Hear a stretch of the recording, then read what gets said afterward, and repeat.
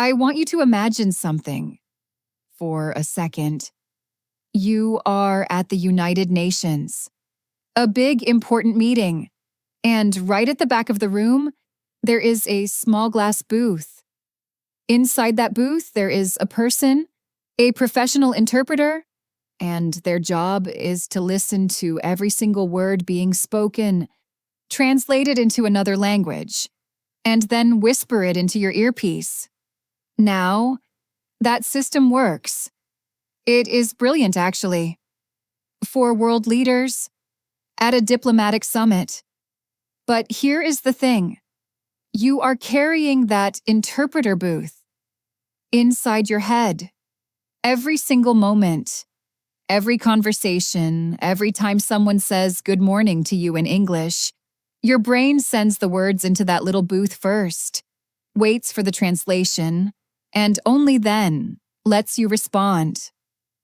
And by the time the translation comes back, the moment is already gone. I know this feeling. I really do. And if you are watching this right now, I think you know it too.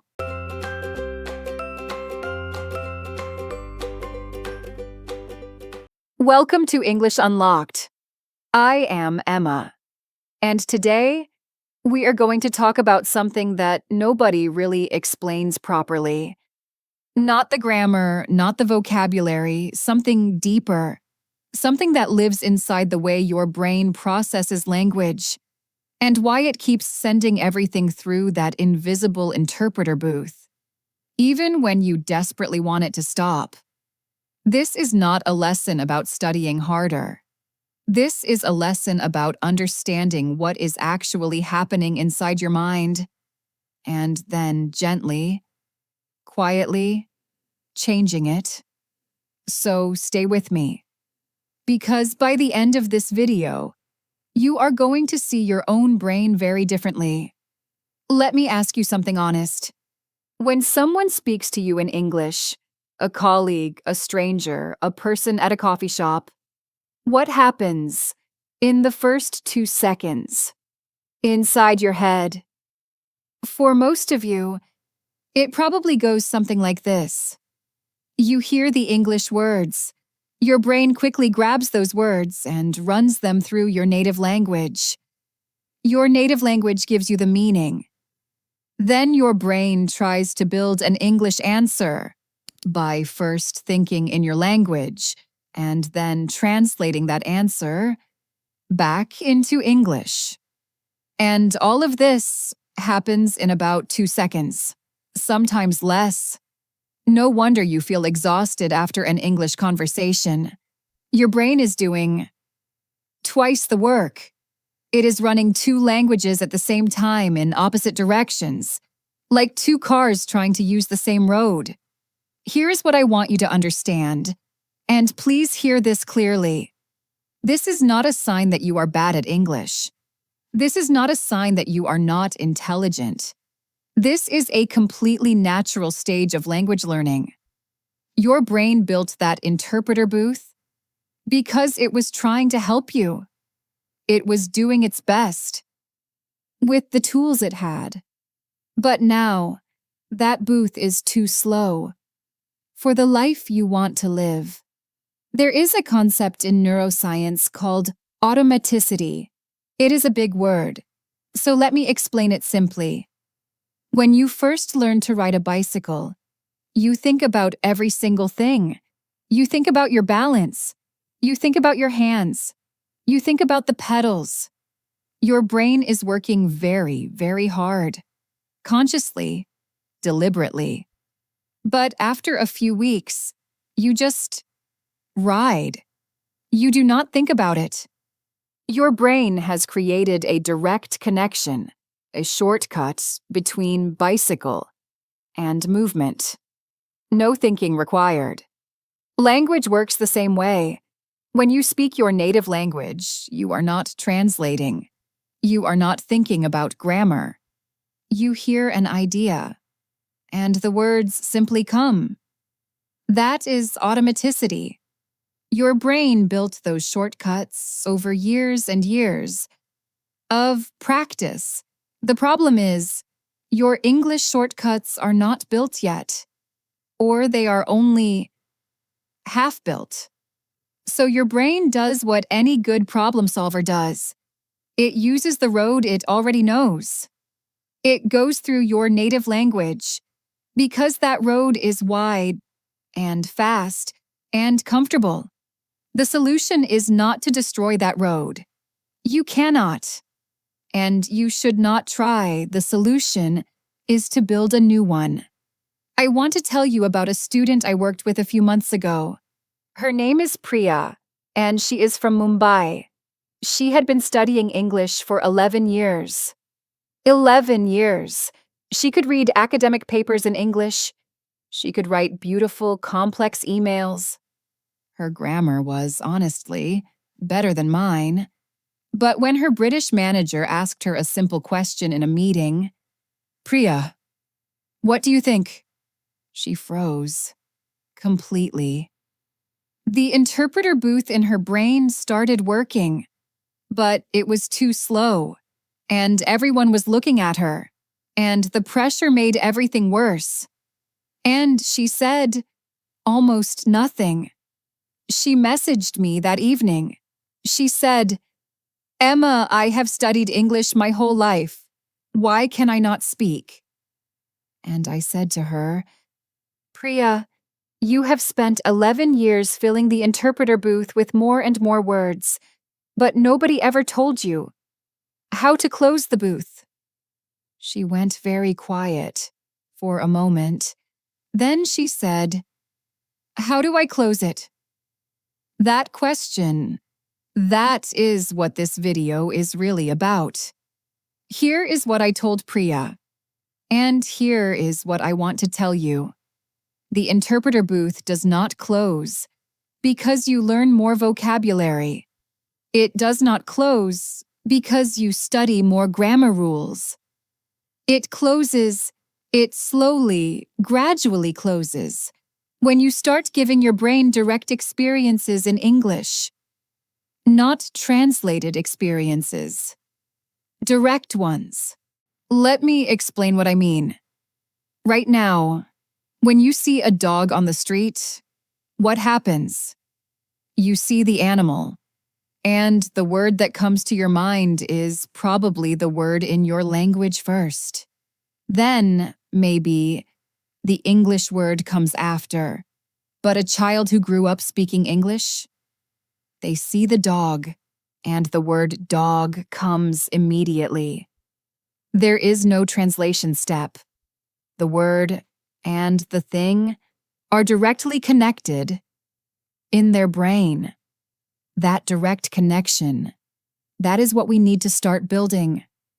Not between your language and English, but between the real world and English. This sounds simple, and in some ways it is, but it requires a small but very important shift in how you practice. Instead of studying English by translating sentences, I want you to start experiencing English directly.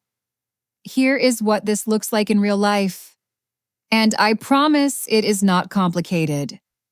When you wake up in the morning, before you even look at your phone, say 3 things in English about what you see. Not in your head, out loud. Even if it is a whisper. The room is dark. My blanket is warm. I can hear rain. 3 simple sentences. Do not translate them from your language. Start in English. Look at the thing and go directly to the English word. This is not magic. This is road building. Every time you do this, every time you go directly from a thing to an English word, without going through your native language first, you are laying one more stone on that new road. One small stone. It does not feel like much, but stones add up. Priya started doing this. 3 sentences every morning. Then she started narrating small moments during her day, quietly, to herself, walking to the kitchen. I need coffee. The kitchen is cold. Looking out the window. The sky is gray today. It might rain. Simple, direct, no translator. After 3 weeks, she sent me a voice message, and she was laughing. She said, "Emma, in my meeting today, my manager asked me a question, and I answered. I just answered. I did not freeze. I did not feel the panic. The words just came." She paused on the message, and then she said, "I think the booth was a little bit quieter today. Now, I want to be honest with you, because I think you deserve honesty. The interpreter booth does not disappear overnight. It probably never disappears completely. And that is okay. Even very fluent speakers sometimes slow down when they are tired, or nervous, or talking about something very emotional. The booth appears again in difficult moments. That is human. That is normal. What changes is the speed and the pressure. The booth gets smaller, quieter.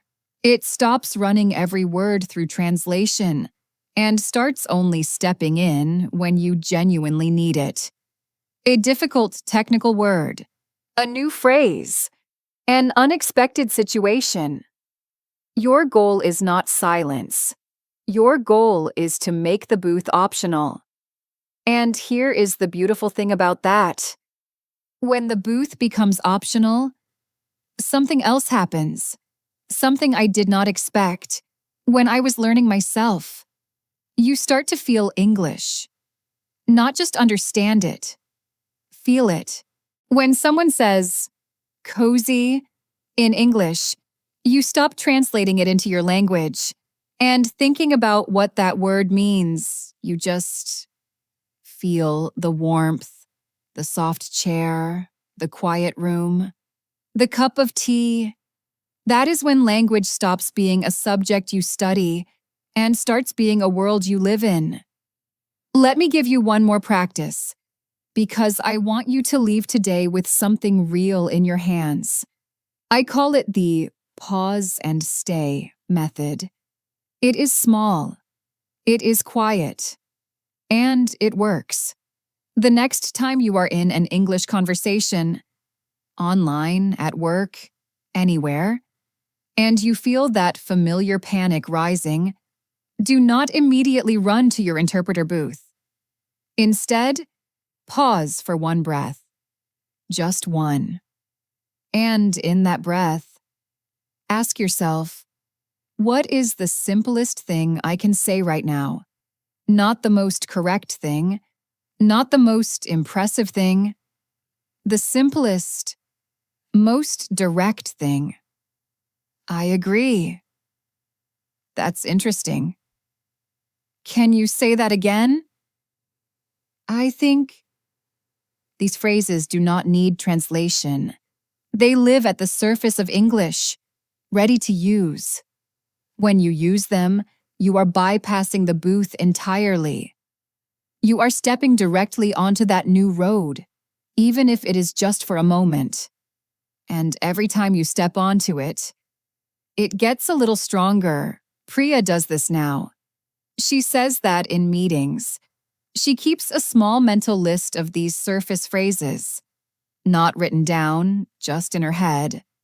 And when she feels the booth starting to slow her down, she uses one, just to stay in the conversation, just to keep moving.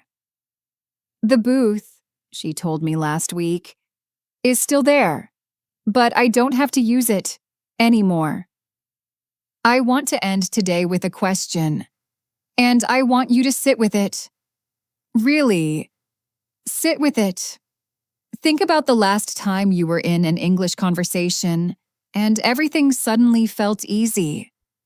Maybe it was just for 30 seconds. Maybe it was with someone you trust, or about a topic you love, or in a moment when you were relaxed and not trying too hard. Do you remember that feeling? That feeling, that lightness, that flow, that sense of the words just arriving without effort. That was not luck. That was not an accident. That was a moment when your interpreter booth went quiet and you spoke directly, brain to mouth, thought to language. No translator needed. That moment already happened inside you, which means it can happen again and again. And with practice, with morning sentences, and quiet narration, and pause and stay moments, it will happen more often and for longer. You are not building something new from nothing. You are waking up something that is already there. That new road inside your brain. You have already taken the first steps on it. You just did not know. That is what you were doing. Keep walking. And I will be here. Every step. I will see you in the next lesson. Bye for now.